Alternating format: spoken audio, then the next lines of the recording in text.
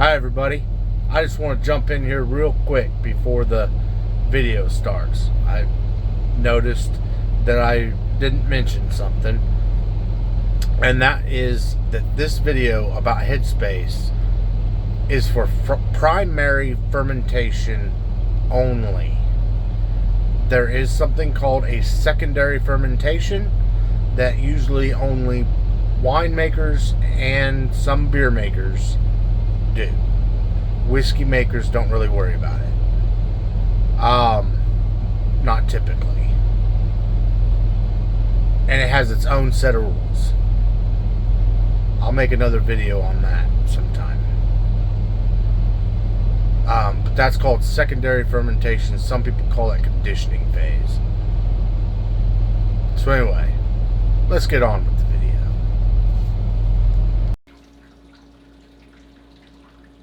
Welcome back to Beer, Wine, and Shine. Today, we're going to talk about headspace. So, how much headspace do you need? Can you have too little headspace? Can you have too much headspace? What is headspace? Stick around, we're going to find out. So, headspace refers to the amount of space that you have above your mash or your wort or your must to the top of your fermenter where your lid is, and you got your airlock, right? So that is what headspace is referring to. The space above your mash or wort to the top of your lid. You can definitely have too little. When you ferment, you have what is called a cap. And depending on what you're fermenting, depends on how much of a cap you get. And the cap is a combination of foam, CO2, and grain particles or fruit particles, or if you're doing wine, grapes, that all fill with CO2 and rise to the top. And grain, it's mostly just grain particles that's being forced to the top, or they're floating. And it could be anywhere from 1/4 of an inch to 2-3 inches, like in wine, if you're doing a big batch of berries or something. So you need to have, at bare minimum, enough headspace to allow for that grain cap or fermentation cap to take place. If you're not sure, more is better than less. Because if you have too little, what happens is it will come out of your airlock. It could clog your airlock to where gases and air can't escape your fermenter at all. And then you will have a bulge. Your bucket will start to bulge out, or your lid will pop off, and then it will spray everywhere. I mean, it's just an all around not a good time. So don't do that. Leave enough headspace. So, in general speaking, you want to have about 3 inches or so of headspace, you know. So, in this bucket here, let me just grab something here to point with. In this bucket here, if my mash, I wouldn't fill it any higher than this bottom ring right here. Okay? That's going to leave me at least 3 inches. I'd probably even go a little bit below it. Now this is just a 5 gallon. You know, normally I would be using a 6.5 gallon. 6.5 gallon bucket will do a 5 gallon batch. Maybe a 5.5 gallon batch. Really wouldn't go any taller than that. Okay, so that's going to be adequate. Also, the bigger the batches, if you're using one of these, This is a 15-gallon barrel. Okay? If you're using one of those, you might have a little bit more of a cap. Okay, so now we've covered what headspace is, what the minimum headspace that you need is. Now, can you have too much headspace? This might be slightly controversial, I have recently discovered. I didn't really think it was, but apparently it might be. I'm not sure why. However, apparently there is some information out there that you don't want a lot of headspace. That's not necessarily true. Now this is a 15-gallon barrel. It will do up to, I don't know, probably 13 gallons, 12 gallons. It might actually hold 20 gallons of actual water. I don't know. I've never done anything that much big in it. I usually only have it 3/4, maybe a little higher. So, you know, if I'm doing a 10-gallon batch, I'll use this 15-gallon fermenter. Especially if I'm doing on the grain fermenting. However,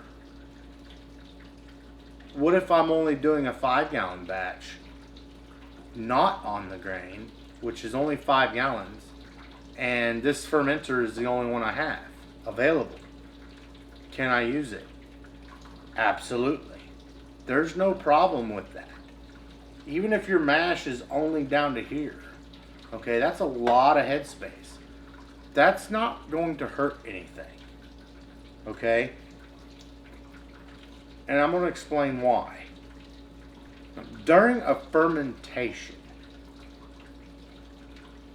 yeast eats the sugar to produce alcohol, and in the process creates CO2 as a byproduct. It's basically its poop, or its fart, for lack of better terminology there. But it's a byproduct of fermentation. Microorganisms, molds, most things need oxygen to survive. Most things cannot live or survive in CO2. CO2 is also heavier than oxygen. That's why whenever we take a keg and we fill it with beer, we put CO2 in the bottom of it, because the CO2 will sink to the bottom, and then when you're adding your beer into an area that has CO2 and not oxygen, which reduces oxidation to your beer. Okay? Well, the same thing's going to happen in here. When you are making CO2 through fermentation, the CO2 is going to start coming up off the liquid, which is going to start expelling air. It doesn't just mix in here. You'll have air on top and CO2 on the bottom. When your airlock first starts bubbling, you could put your nose to it and you won't really smell much. You might smell some, but not much. But you come back in that fermentation room or wherever you got your fermenter the next day, and you can smell the fermentation. You can smell the CO2. That's because it has pushed all of the oxygen out and is now expelling CO2. So therefore, it doesn't matter if you have this much headspace or this much headspace. As long as you have enough fermentation going on inside the bottom to produce enough CO2 to push the oxygen out and fill this with nothing but CO2. There's no oxygen in here. Okay? So you can have I'm going to use another example. And I'm going to go a little bit of extreme. You probably would never do this, but I'm going to say it just for extreme measures. Okay? Even if you had a 50-gallon barrel and you put in 5 gallons of mash in the bottom of it, and that mash was only a, let's say, 3% or a 5%, it may not produce enough CO2 to expel the entire barrel out of oxygen. However, even then, your CO2 is heavier than oxygen.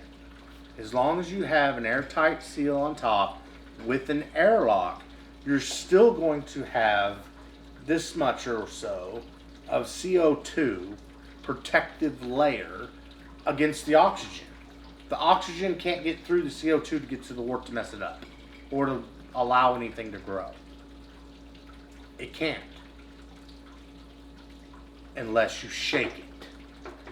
Now, if you have CO2 and oxygen in a barrel and you shake it, or something like that, then maybe you would have a problem. Maybe. And if you think about it, there's a lot of people out there in the backwoods of the mountains. They don't even use airlocks out there. They literally just put a piece of plywood over the top to keep the rats out of it and the other critters. It's all open fermentation, which means there's air blowing across it, which is blowing that protective CO2 layer away, and also is giving indefinite amount of headspace, because it's, headspace to outer space. Like, you know what I'm saying? So I guess the reason for this kind of little bit of a rant, I guess, is that I've recently discovered that apparently there's some information out there that says that you can't have too much headspace. That you can't put a 5-gallon batch in a 20-gallon barrel or a 15-gallon barrel because of too much headspace. And I just do not find that to be correct. And I have fermented all kinds of things in all kinds of different sizes, barrels and batches and everything. I have never lost a fermentation due to headspace issue. Unless it was too little of headspace, which I've already explained. If it's too little, it's got to go somewhere, right? I'm not trying to make anybody mad. I guess everybody can believe what they want, but in my experience and just my knowledge of the way CO2 acts with oxygen, you really can't have too much headspace. Not really. And like I said, even in open fermentations are more susceptible. That's why they get to it right away after it's fermented. Closed fermentations are just safer. Closed fermentations allow you to leave a mash in a barrel for a couple weeks, a couple months. I've left fermentations in a barrel for a year. Nothing happened to it because it was under an airlock in a sealed container with the CO2. If there was oxygen in there, then yeah, something would have happened. But nothing did because I had CO2 in there. I'm hoping I'm driving that point home. There's my professional opinion, and we'll see you next time on Beer, Wine, and Shine.